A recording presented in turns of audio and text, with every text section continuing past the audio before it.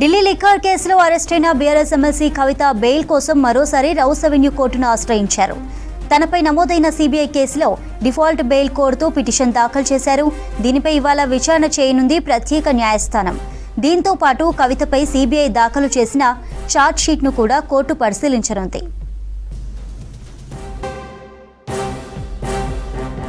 Delhi liquor కేసులో arrest అయిన BRS MLC కవిత bail కోసం మరోసారి రౌస్ అవెన్యూ కోర్టును ఆశ్రయించారు. తనపై నమోదైన సీబీఐ కేసులో డిఫాల్ట్ బెయిల్ కోరుతూ పిటిషన్ దాఖలు చేశారు. దీనిపై ఇవాళ విచారణ చేయనుంది ప్రత్యేక న్యాయస్థానం. దీంతో పాటు కవితపై సీబీఐ దాఖలు చేసిన ఛార్జ్ షీట్ను కూడా కోర్టు పరిశీలించనుంది. దీనికి సంబంధించి మరిన్ని డీటెయిల్స్ అందించడానికి సదానందం లైవ్ లో ఉన్నారు. సదా, అప్డేట్స్ ఏంటి? ఢిల్లీ లిక్కర్ స్కామ్ కేసులో సీబీఐ నమోదు చేసిన కేసు పైన తనకు బెయిల్ ఇవ్వాలంటూ కూడా డిఫాల్ట్ బెయిల్ ఇవ్వాలంటూ రౌస్ అవెన్యూ కోర్టులో మరోసారి బెయిల్ పిటిషన్ దాఖలు చేసింది ఎమ్మెల్సీ కవిత.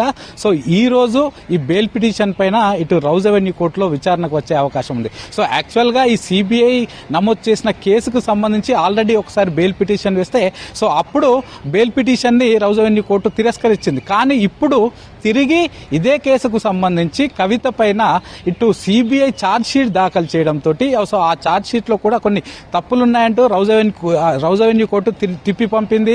సో దాన్ని సవరిస్తూ ఇటు సప్లిమెంట్ ఛార్జ్ షీట్ కింద మరొకసారి రౌస్ అవెన్యూ కోర్టులో సీబీఐ ఈ కవిత పైన ఛార్జ్ షీట్ దాఖలు చేసింది. సో దీన్ని బేస్ చేసుకుంటూ డిఫాల్ట్ బెయిల్ తనకు ఇవ్వాలంటూ కూడా ఈ రోజు రౌస్ అవెన్యూ కోర్టులో తాను బెయిల్ పిటిషన్ దాఖలు చేసింది. సో దీనిపైన రౌస్ అవెన్యూ కోర్టులో ఈ రోజు విచారణకు వచ్చే అవకాశం ఉంది. సో యాక్చువల్ గా ఈ లిక్కర్ స్కామ్ కేసుకు సంబంధించి మార్చి 15th రోజే కవితను ఈడీ అరెస్ట్ చేసినా కూడా ఆ తర్వాత ఏప్రిల్ 11th ఇటు సిబిఐ తాము నమోదు చేసిన కేసుకు సంబంధించి కవితను అరెస్ట్ చేసింది. సో ఆ తర్వాత కోర్టు అనుమతితోటి 3 రోజుల పాటు ఆమెను కస్టడీలోకి తీసుకొని విచారించిన తర్వాత ఏప్రిల్ 15th నుంచి ఆమె సిబిఐకి నమోదు చేసిన కేసులో ఇటు తీహార్ జైల్లో జ్యుడిషియరీ కస్టడీ ఇటు జైల్లో ఉన్నట్టు ఇప్పుడైతే ఉంది. సో ఆ తర్వాత నెక్స్ట్ ఈమె ఈ సిబిఐ కేసుకు సంబంధించి ఒకసారి బెయిల్ పిటిషన్ దాఖలు చేసింది. సో దాన్ని రిజెక్ట్ చేసింది. తిరిగి దీనిపైనే పూర్తిగా ఈ కవిత పాత్రను ఎస్టాబ్లిష్ చేస్తూ ఇటు సిబిఐ కూడా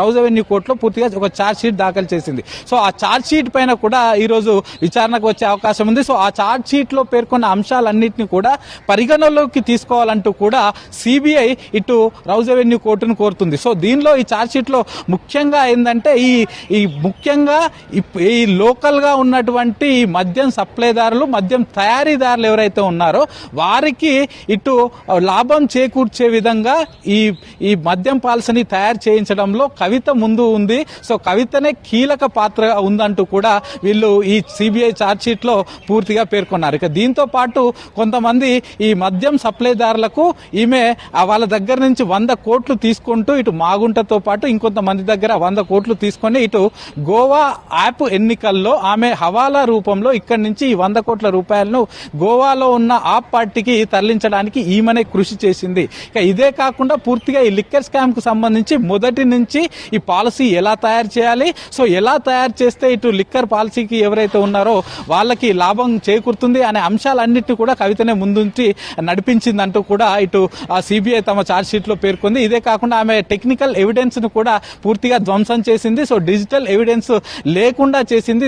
ఆమె యూజ్ చేసిన ఫోన్లని కూడా చాలా వరకు ధ్వంసం చేసి ఎలాంటి డీటెయిల్స్ లేనటువంటి ఫోన్లను మాత్రం అటు ఈడీకి గాను ఇటు సిబిఐకి గాను ఆమె సమర్పించిందంటూ కూడా వీళ్ళు దాఖలు చేసిన ఈ ఛార్జ్ షీట్ లో పూర్తి వివరాలన్నీ పేర్కొన్నారు. ఇదే కాకుండా ఇటు లోకల్ గా ఇటు డిస్టిలరీస్ తో పాటు కొంతమందికి ఇటు లిక్కర్ రిటైల్ జోన్స్ కూడా వాళ్ళకు ఏకపక్షంగా అప్పచెప్పడానికి ఇటు ప్రభుత్వం నుంచి ఏకపక్షంగా లిక్కర్ రిటైల్ జోన్స్ అన్ని కూడా వీళ్ళకి రావడానికి కవితనే పూర్తిగా ముందుండి ఆప్ నేతలతోటి మాట్లాడి అప్పటి గవర్నమెంట్ తోటి మాట్లాడి ఆమె ముందుండి వీళ్ళకి ఢిల్లీలో కొన్ని రిటైల్ జోన్స్ కూడా కవితనే ఇప్పించిందంటూ కూడా ఇటు సిబిఐ వాళ్ళు దాఖలు చేసిన ఛార్జ్ షీట్ లో పేర్కొన్నారు. సో ఈ అన్ని అంశాలపైన ఇటు రౌస్ అవెన్యూ కోర్టు విచారణ చేయనుంది. సో ఈ అన్ని అంశాలను అన్నింటినీ పరిగణలోకి తీసుకోవాలంటూ కూడా ఇటు సిబిఐ రౌస్ అవెన్యూ కోర్టును కోరుతుంది. మరోవైపు ఇటు వీళ్ళు ఛార్జ్ షీట్ ఫైల్ చేశారు కాబట్టి డిఫాల్ట్ గా తనకు బెయిల్ ఇవ్వాలంటూ ఈ సిబిఐ కేసులో బెయిల్ ఇవ్వాలంటూ కూడా కూడా మరోవైపు కవిత డిఫాల్ట్ బెయిల్ పిటిషన్ వేసింది.